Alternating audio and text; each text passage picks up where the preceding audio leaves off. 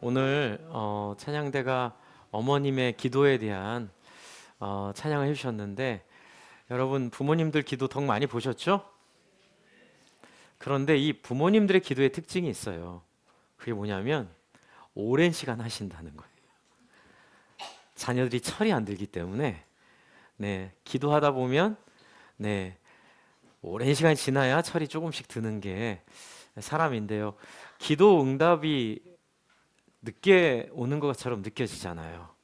그런데 그 기도 응답이 언젠가는 포기하지 않고 기도하는 사람들에게 기도의 응답이 오게 된다는 것을 우리는 많이 경험하고 알고 있습니다. 아브라함도 지금 오래 기다립니다. 13년을 기다려요. 우리가 지난주에 보았던 창세기 16장 16절에 보면 이렇게 돼 있어요. 몇 살에 이스마엘이 태어났다고요? 네, 86대 태어났고 그때 하나님께서 그렇죠?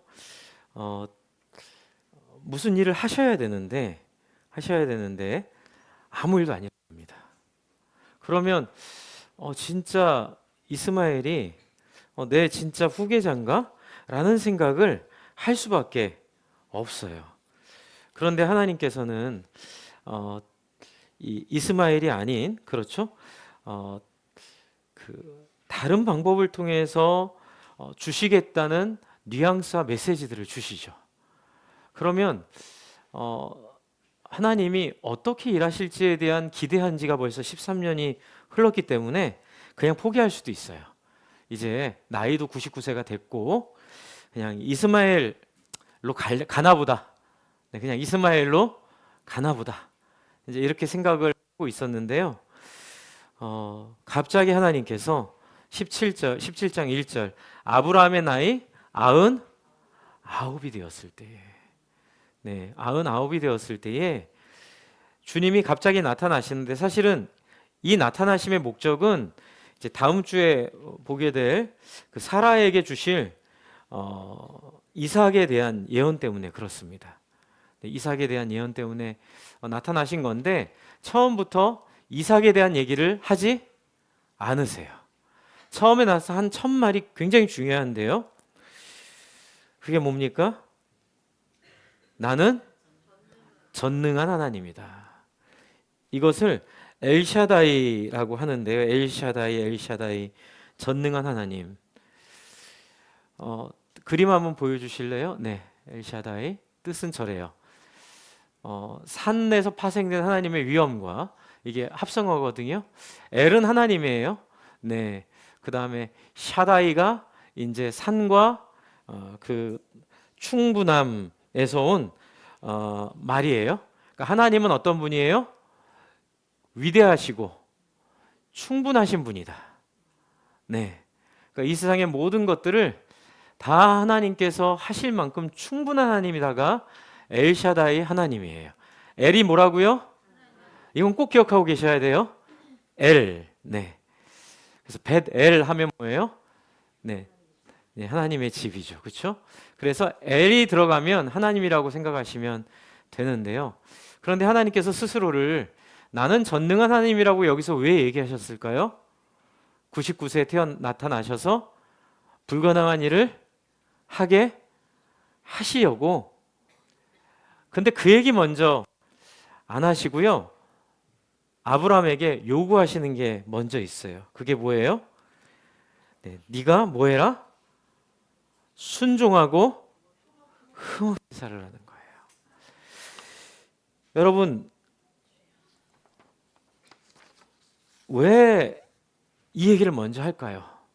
너는 순종하고 흠없이 살아라. 그리고 이 이야기는 13년과 어떤 관계가 있을까요? 여러분, 하나님께서 너는 나에게 순종하고 흠없이 살아라라고 얘기했을 때 아브라함이 부담을 갖거나 어떻게 그렇게 해요? 자신 없어요. 그러니까 뭐 하나님 싫어서가 아니라 여러분 아시겠죠? 그냥 마음에 부담이 있는 거예요. 목자로 헌신하세요. 목사 헌신하면 좋죠. 그런데 저는 그거 못해요. 이제 이렇게 말할 수 있잖아요. 이렇게 말하는 시간을 쌓은 게 13년인 거예요. 그래서 하나님의 이스마엘의 이야기를 경험하고 즉각 나타나서 이스마엘이 아닌 네 아내의 몸에서 나오는 자가 너의 후손이 될 거다라고 말하시기 전에 하나님께서 아브라함의 시간을 기다리시는 거예요. 그래서 하나님께서 나에게 순종하며 흠없이 살아라 라고 먼저 제안을 하시는 거예요. 같이 해주실래요? 할만하니까 사명을 주신다. 네, 여러분 할만하니까 하나님이 여러분에게 사명을 주시는 거예요. 이제 교회에서 목사님이랑 장로님들이랑 목자님들이 기도하다가 이번에 우리 체육대회 하는데 사회를 맡아 주십시오. 뭐 로켓을 만들어 달라는 것도 아니고, 그렇죠? 네, 뭐 큰 산을 깎아 달라는 것도 아니잖아요. 그런데 한국 문화에 무슨 문화가 있어요? 일단 한번 빼야 이렇게 자존심이 살잖아요. 그냥 제안이 왔다고 저도 어디서 설교해 달라고 옛날에 부탁이 오면 처음엔 뺐는데 아닌 거예요. 감사합니다. 진짜 안 할 거면 못 하겠습니다. 그런데 못 하겠다고 얘기해 놓고 3번 얘기하면 하겠다 그러면 그거는 빼는 거예요. 교회 생활이 너무 힘들어집니다. 그래서 최영기 목사님도 당신이 목회를 하면서 세운 기준 중에 하나가, 이제 목사님들은 그 얘기를 들으면 굉장히 시원한 느낌은 받았는데 다들 두려움이 있는 거예요. 우리 교회에서 그렇게 되면 될까? 그렇게 하면 2번 이상 권하지 않는데요. 교회 일은 2번 이상 권하지 않는데요. 네, 1번 부탁하고 아닙니다 그러면 정말 다른 사람에게 부탁을 해요. 상처를 많이 받는 거예요. 성도들이 어떤 마인드? 코리안 마인드. 체면 문화, 뭐 유교 문화권에서 내가 이거를 덥석한다 그러면 내가 마치 하고 싶었던 사람처럼 비칠까봐 좀 이렇게 체면이 깎이니까 3번은 와서 나를 설득해야 내가 진짜 상고초려, 그 말 때문에 너무 많은 목사님들이랑 장로님이 죽어나셨어요. 너무 힘든 거예요. 도대체 이 마음이 뭔지도 모르겠고 이 속에 진짜 하고 싶은 건지 아니면 3번 와달라는 건지. 그런데 또 어떤 분들은 3번 했는데 진짜 안 하는 분도 계세요. 그럼 맥이 축 풀리는 거죠. 물론 그것 때문에 그렇게 하지 말자는 뜻이 아니라 하나님은, 그리고 기도하는 사람들은 허투루 말하지 않습니다. 하나님께서 여러분에게 여건을 주셨거나 분위기를 통해서 무르익은 상황에서 여러분을 향해 제안하실 때 하나님은 충분히 여러분을 지켜보시고 하나님은 될 만할 때 인도하십니다. 하나님의 인도를 받으시면 됩니다. 빼지 마십시오. 사실 이 정도 말은 한 성도가 600명 이상 넘어가는 교회에서 해야 이게 가오가 사는 말인데, 저희도 앞으로 2번 이상 부탁하지 않겠습니다. 이렇게 전에 교회에서도 말해놓고 얼마나 힘들었는지 몰라요. 네, 말은 해놨는데 전달이 잘 안 돼서 다들 3번 불러주기를 원하셨다는 거예요. 그런데 한 번 말씀드리고, 저는 말을 했으니 기억이 있으니 진심으로 그렇게 느끼고 다른 분한테 부탁을 했는데 상처를 받았다고 뒤에서 또 큰 어려움들이 생긴 거예요. 그래서 나중에 여쭤봤죠. 못 들으셨어요? 들은 적이 없대요. 주보글도 쓰고 설교도 하는데, 여러분 저는 얘기했습니다. 네, 한 번 제안할 때 충분히 기도하고 충분히 장로님들, 목자님들이 또 교회 리더들이 저희 교회는 이 말을 자신 있게 할 수 있는 교회에 제가 와서 지난 6개월을 지내보니까 저도 이제 짬밥이 있잖아요. 그래서 보면 그림이 나옵니다. 근데 우리 교회는 충분히 기도하시는 분들이세요. 그리고 충분히 영적으로 순종하려고 하시는 분들이세요. 그렇기 때문에 여러분 서로 목자님이 부탁하고 바라고 기대하는 바는 하나님의 음성으로 들어주시길 바랍니다. 물론 100%가 그렇게는 안 돼요. 사람인데 어떻게 100%겠어요? 그런데 거절해서 하나님의 뜻을 놓치는 것보다 순종해서 실수하는 게 훨씬 낫다. 순종해서 실수한다기보다는 순종해서 시행착오를 겪을 수도 있습니다. 한 100건 중에 1건, 2건 뭐 이런 것들은 목자님도 그렇고 목원도 그렇고 그게 하나님의 뜻이 아니었나 봐요. 이렇게 생각할 수도 있지만 그건 별로 중요하지 않아요. 지금 아브라함이 어떻게 했는지 볼까요? 다음 그림 보여주세요. 아브라함이 3절에 엎드려 뭐예요? 전능하신 분 앞에 경배하죠. 그런데 특이한 표현이 있어요. 3절에 얼굴을 어디에 대고? 땅에 댔다는 거예요. 어쩌면 아브라함의 99세까지의 기다림은 이 그림 때문에 기다린 거일 수 있는 것이 거의 확실합니다. 왜냐하면 성경 전체의 흐름이 나타내는 바가 바로 이 모습이에요. 자기 부인, 자기 내려놓음, 자기 파쇄, 자아가 다루어진 사람. 여러분 신앙의 목적이 저는 이제 깨달았어요. 우리를 행복하게 하시는 것도 궁극적인 목적이지만 진정한 행복은 같이 한번 해주실래요? 진정한 행복은 자아가 내려놔질 때 찾아온다. 이게 성경의 진리더라고요. 그런데 우리는 제일 못하는 게 이거예요. 자기 자아, 내 생각, 내 철학, 내 신학, 내 신앙, 우리 집안의 신앙 이력, 그 다음에 내 경험, 이런 것들이 공부해서도 안 되고요. 애를 써도 잘 안 돼요. 유일한 방법 하나 있습니다. 자아가 포기될 때까지 고생하면 돼요. 왜냐하면 못 알아듣기 때문에 그래요. 그런데 우리가 고생하면 된다는 게 목사님 어디서 나온 근거입니까? 예수님이 십자가에 자기를 주실 때에 너무나 예수님의 명예와 관련해서 예수님의 인격과 관련해서 예수님의 존재와 관련해서 부당한 일을, 끔찍한 일을 너무나 크고 많게 겪으셨어요. 그런데 제가 주목해서 보는 건 예수님이 그 자기의 명예훼손이나 그리고 자기에 대한 부당함에 대해서 극복하려고 안 해요. 그냥 대제사장 앞에서도 네가 그리스도냐? 저 같으면 장황하게 설명할 것 같아요. 설득하려고. 근데 예수님 설득하려고 안 해요. 네 말이 맞다. 내가 그이다. 그리고 수많은 기회를 주는데도 예수님은 자기 변명을 하지 않으세요. 여러분 예수님이 죽고 싶으셨을까요? 살고 싶으셨을까요?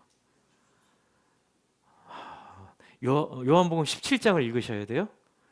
예수님은 살고 싶으셨어요. 하나님 나에게서 이 잔을 치워주십시오가 그냥 듣기 좋은 얘기가 아니에요.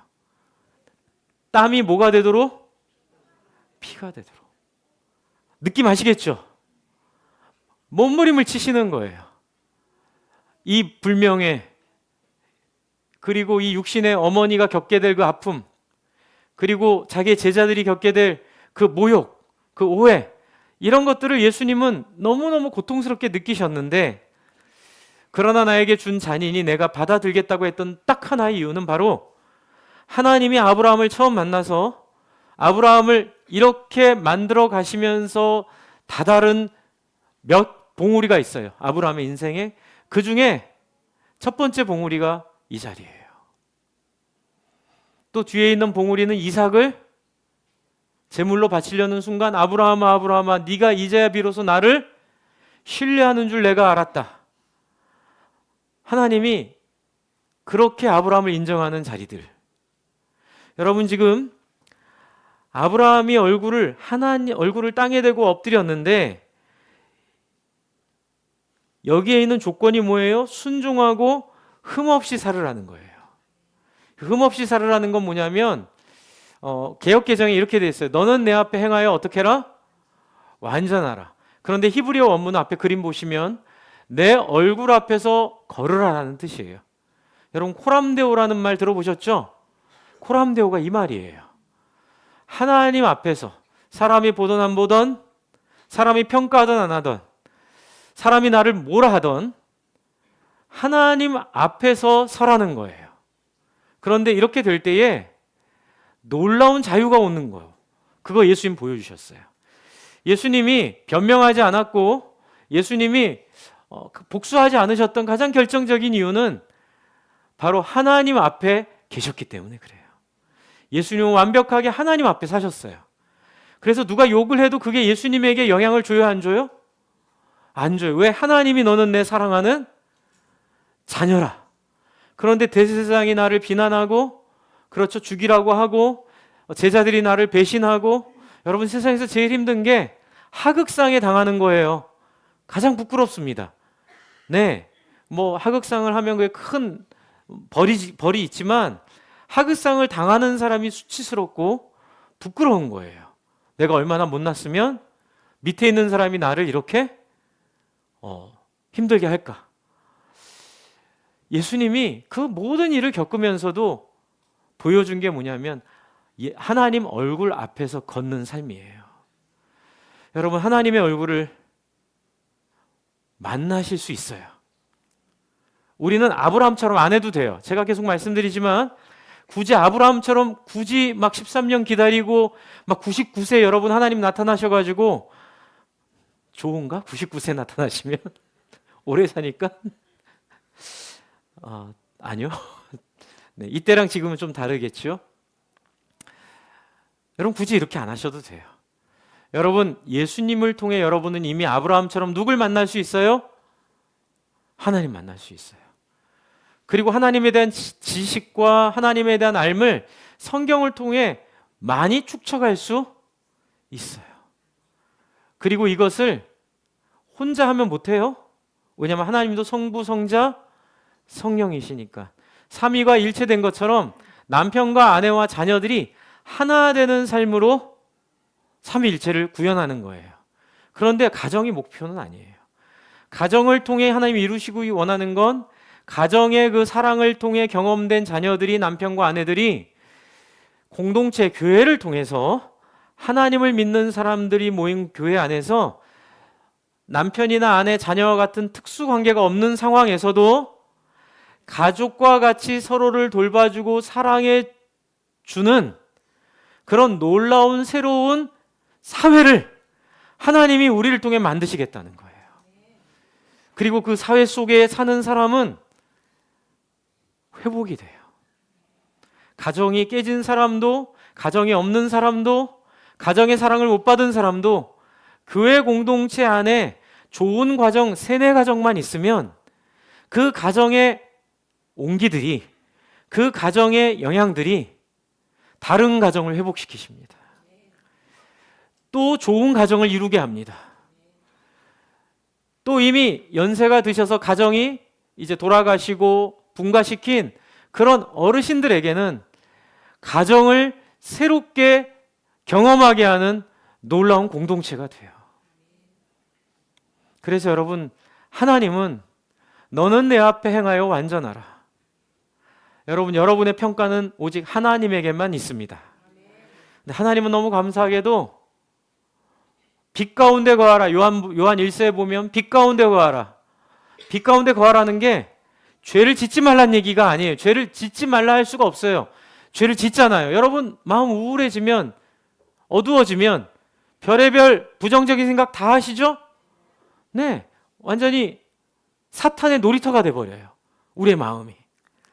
우리는 안 돼요. 그러나 빛에 거하라는 건 뭐냐면 있는 모습 그대로 나오라는 거예요. 누구든지 자기 죄를 자백하면 그는 미쁘시고 의로우사 우리의 죄를 사하시고, 그것만이 아니에요. 우리를 모든 불의에서 어떻게 해요? 깨끗게 하실 거래요. 여러분 지금 이 시간, 여러분 지난 한 주 망해갖고 오신 분들 괜찮아요. 실패하신 분들 괜찮아요. 하나님은 여러분을 다 알고 계시니 뭐예요? 망한 사실만 인정하세요. 하나님, 지난주 망했습니다. 지난주 모든 게 다 틀어졌습니다. 제가 화를 냈고, 아내한테 함부로 했고, 남편한테 함부로 했고, 자녀 문제 때문에 제가 깊은 어둠 속에 빠져들었습니다. 돈 문제 때문에, 또 직장 문제 때문에 하나님 어딨어? 이런 생각하면서 또 옛날에 버릇으로 다시 돌아갔습니다. 그걸 인정하는 게 하나님 앞에서 행하는 거예요. 그거를 말하는 게 내 얼굴 앞에서 걸으라는 거예요. 무엇을 하라는 게 아니라 자기의 상태를 하나님 앞에 솔직하게 인정하라는 거예요. 이해되셨죠? 네. 뭐 하라는 거 아니에요? 완전 하라는 게, 그 앞에서 뭘 하라는 게 아니라, 하나님, 예배에서 은혜를 제가 못 받고 있어요. 목사님 미워요. 괜찮아요. 그렇죠? 또 누가 미워요. 괜찮아요. 문제는 뭔지 아세요? 그 마음을 하나님께 말하지 않고 숨겨놓으면 그 마음의 그 미움과 상처와 열리지 않은 마음은 누구의 밥이 될까요? 사탄의 밥이 돼요. 그래서 쓰레기들이 쌓이면 우리가 어두움의 영향을 자꾸 받게 되는 거예요. 그런데 어두우면 물러가라, 이거보다 더 중요한 게 있어요. 앞에 불을 한번 꺼져 보세요. 방송실에서. 네. 다. 제가 이 불을 켜려면 어두우면 물러가라 이러면 켜져요? 켜주세요.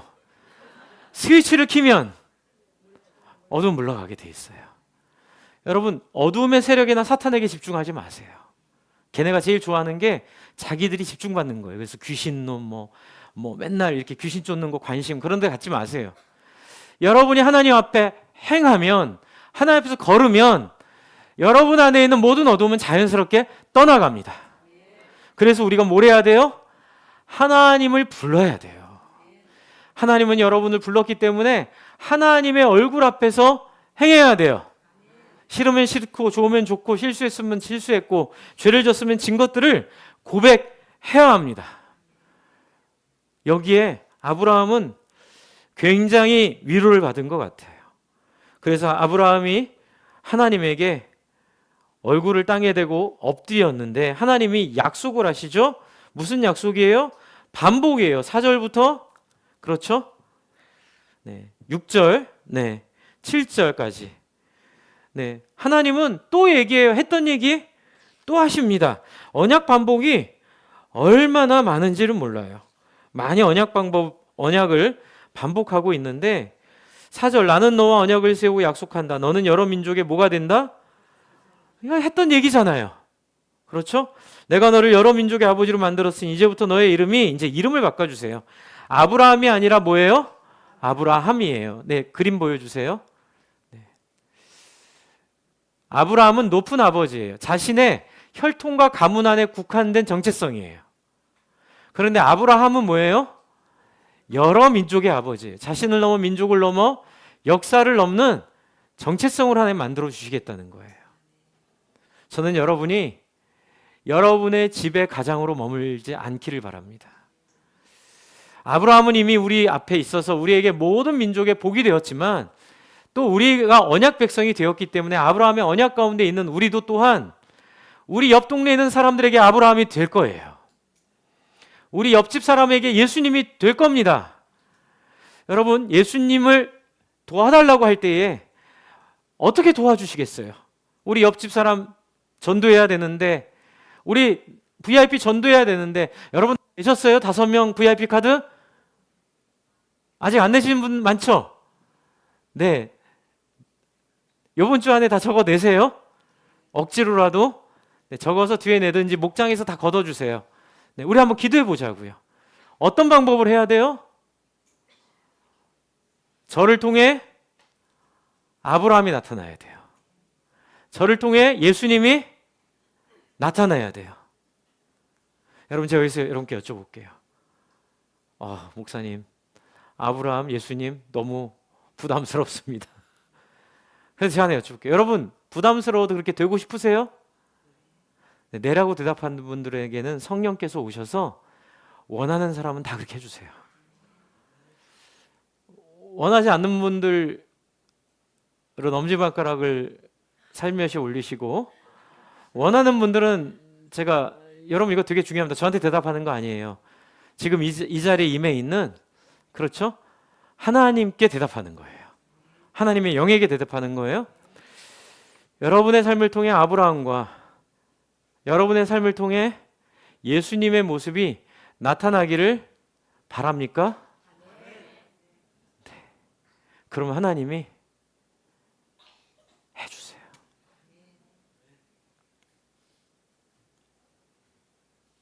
모두 다 원하시기를 바랍니다.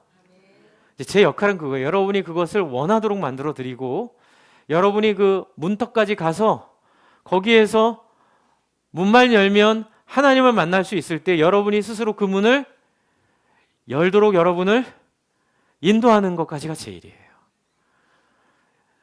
제 일로만은 여러분이 이런 삶을 경험할 수가 없어요.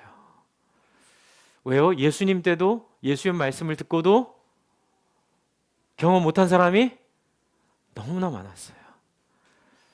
누구든지 내 음성을 듣고 내 문을 열면 나는 그에게로 들어가 그는 나로 더불어 먹고 나는 그와 더불어 마시리라.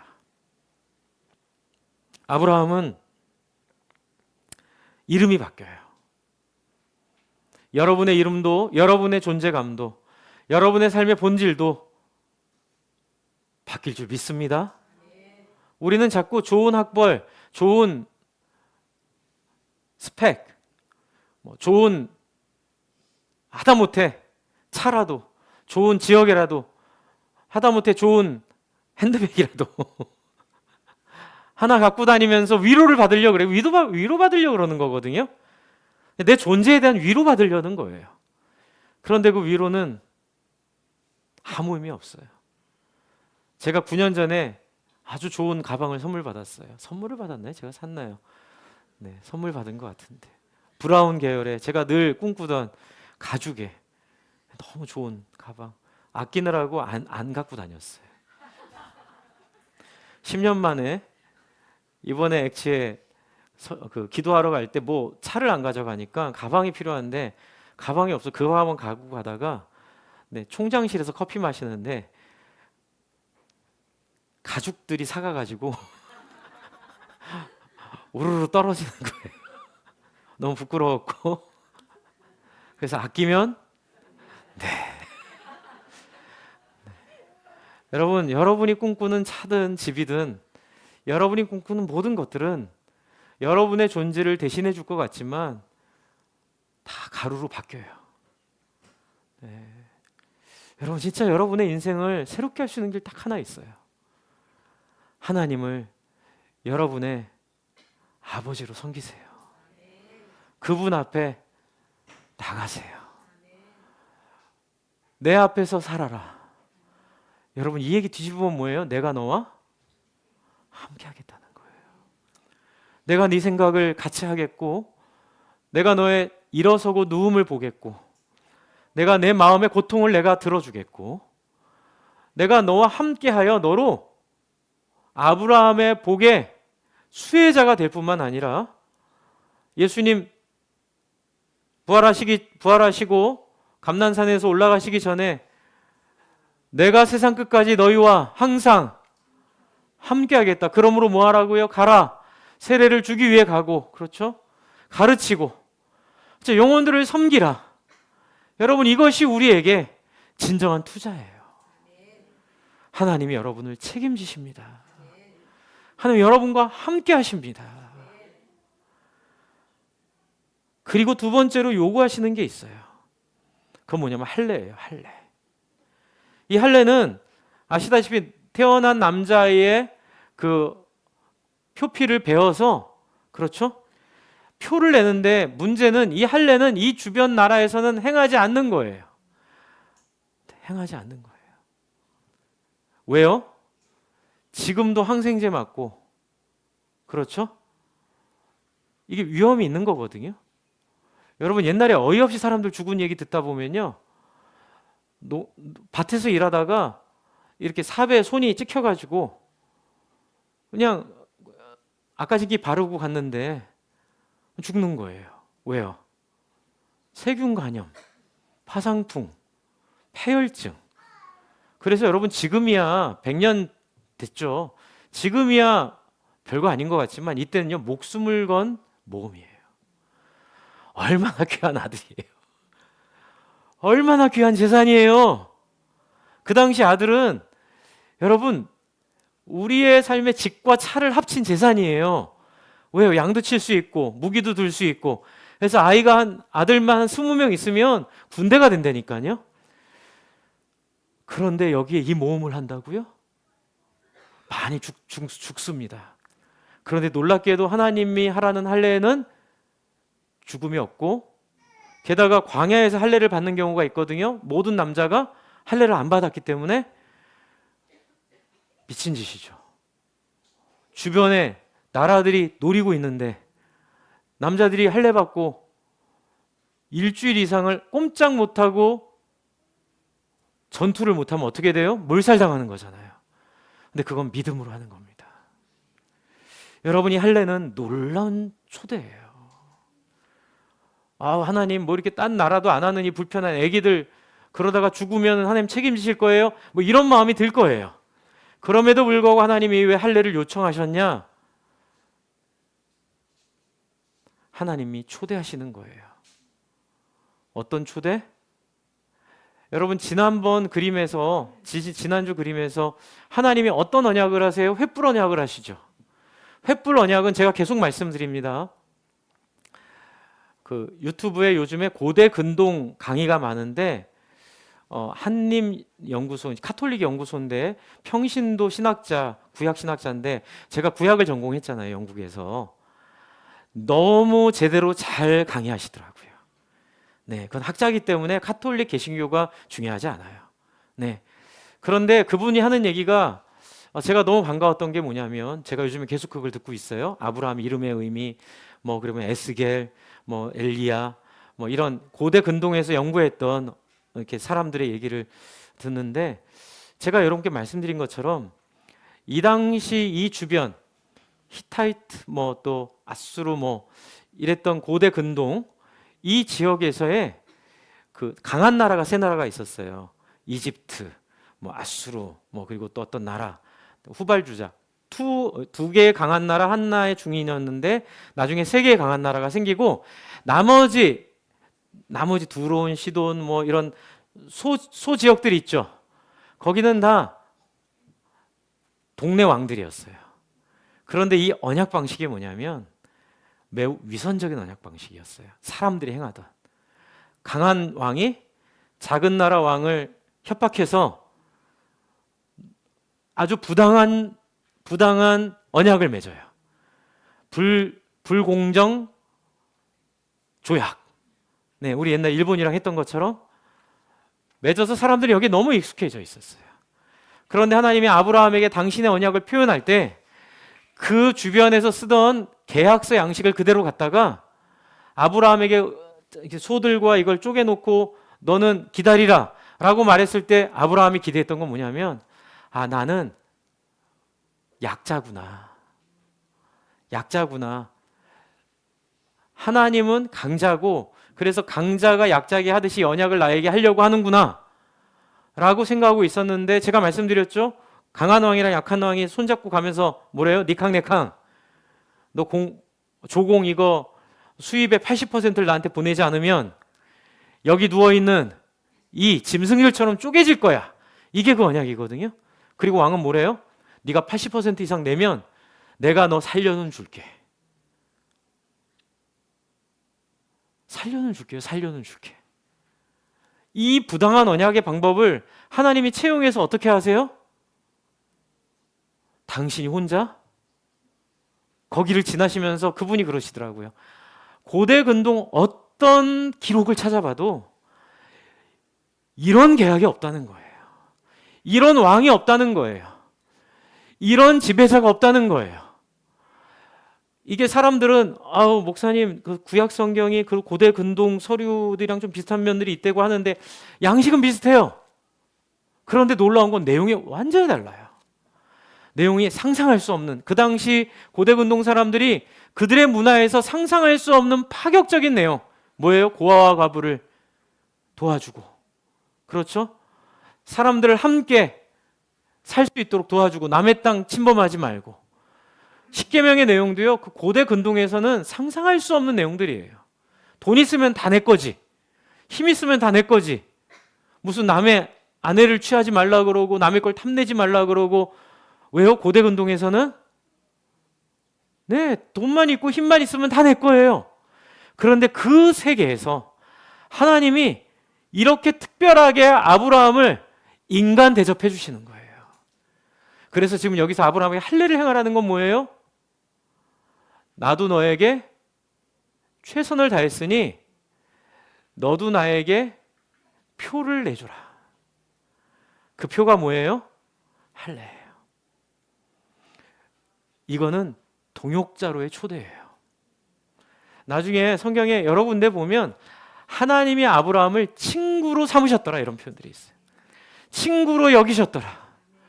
놀라운 얘기죠. 어떻게 우리가 하나님의 친구가 돼요?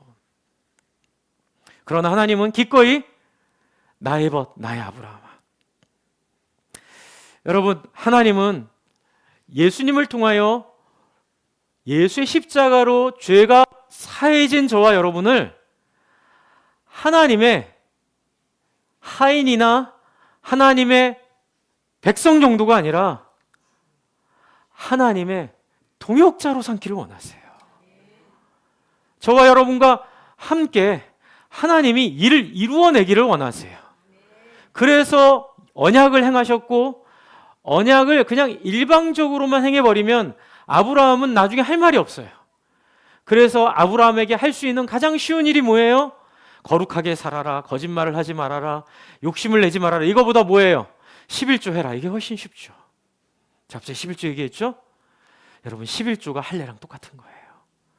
할례는 자기의 목숨을 내놓고 감행한 것처럼 11조는 예수님을 통해 완성됐어요. 그래서 여러분이 11조를 안 해도 지옥 가요, 안 가요? 지옥 안 가요. 암시랑 안 해요. 이게 어디 사투리인지 모르겠는데 여기 건 아니죠? 네, 막 섞였습니다. 네, 아무렇지도 않아요. 네, 아무렇지도 않아요. 오해하시면 안 돼요. 여러분, 11조 안 하시고 싶은 분들은 안 하셔도 돼요. 그러나 하나님의 동역자로 산다는 표가 나지가 않는 거예요. 네, 말로만 제가 테니스를 되게 좋아하거든요. 테니스를 51세에 치기 시작했는데 무시를 많이 당했어요.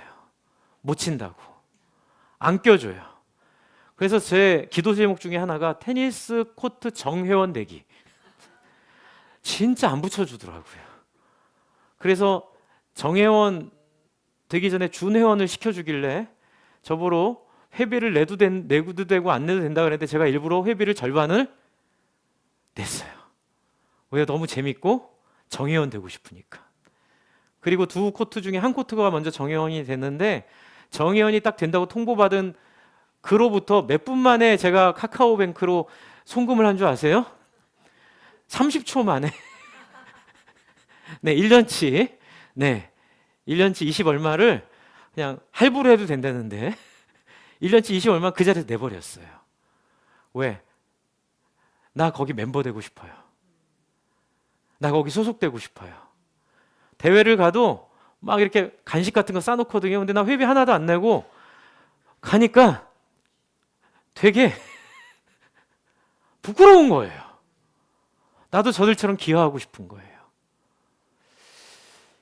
하물며 우리 인간 속에 내재되어 있는 이 그룹의 의미가 이런데, 여러분, 교회가 많이 오해받고 있어요. 교회는 다 희생해야 되고 선교해야 되고 뭐 주변 사람들에게 다 여러분 예수님이 희생하고 섬김을 위해서 왔지만 그게 최종 목표는 아니에요. 같이 해주실래요? 희생하고 섬겨서 많은 사람들도 서로 희생하고 섬겨 하나님의 동지되게 하는 것. 여러분 얼마나 든든하세요? 나의 벗 아무아무개야. 한번 같이 이름 넣어서 해주시죠. 하나님이 얘기하시는 거예요. 나의 벗 승준아. 고마워요. 자기 이름을 넣으니까요. 예, 나의 벗 승준아. 저는 이게 너무 좋은 거예요. 여러분 지금은 할례도 폐해졌고 어떻게 보면 11조도 완성됐어요. 여러분을 제한하거나 여러분에게 무슨 조건을 거는 건 하나도 없어요. 그러나 여러분이 하나님의 이 언약 앞에 감사한 사람으로 살아가기를 축복합니다. 그래서 11조가 저희는 정식 회원교인의 의무가 됐어요. 가정교회는 정식 회원교인과 이 등록교인으로 구별하는데 우리 교회에서는 정교인으로 구별을 했어요. 정교인의 기준은 뭐죠? 등록하고 세례받은 사람이에요. 등록하고 세례받으면 의무가 생기는데 주일 성수의 의무, 그렇죠? 그 다음에 목장 참가의 의무, 그렇죠? 그리고 11조의 의무. 요 세 가지가 생기는 거예요. 저한테 물어보지 마세요. 세전이냐 세우냐? 그건 알아서 하세요. 하나님이 여러분의 마음을 기뻐하시게 하시면 돼요. 주 안에 사랑하는 성도 여러분, 할례는 하나님이 아브라함도 이 언약에 참여했다는 역사적 근거를 남겨두고 아브라함에게 새 이름을 주시고 모든 민족의 근원이 되는 사람들 몸에 나타낸 표식이고, 저와 여러분에는 여러분의 마음속에 마음의 할례를 받았어요. 예수 그리스도의 십자가의 흔적입니다. 예수 그리스도의 십자가의 자국입니다. 여러분이 마음의 할례를 통해서 여러분이 하나님을 동역자로 누리기를 바랍니다. 그래서 마지막 사례에 대한 얘기는 다음 주에 하겠지만 사례 이름도 어미로부터 만국의 어머니로 바뀌어요. 여러분의 인생이 여러분의 가정 하나 잘 사는 것을 넘어서서 하나님 나라의 영광스러운 기적의 가정으로 기록되기를 바랍니다. 저는 저희 아이들 위한 기도 제목 제 아내랑 가끔 얘기하는데 돈 많이 벌고 이거보다는 영혼권 1000명 이상 하는 인생 되기를 바란다. 평생 그 영혼들을 통해서 변화되고 새롭게 되고 은혜를 얻고 회복되는 가정이 많아질 때 우리의 마지막이 얼마나 영광스럽겠어요. 그걸 백에 비교하겠어요? 비싼 집에 비교하겠어요? 무슨 돈에 비교하겠어요? 차에 비교하겠어요? 저와 여러분의 마음속에 이 하나님의 은혜가 오늘 우리의 마음에 임할 때 여러분 주저하지 마시고 하나님께 나아가시기 바랍니다.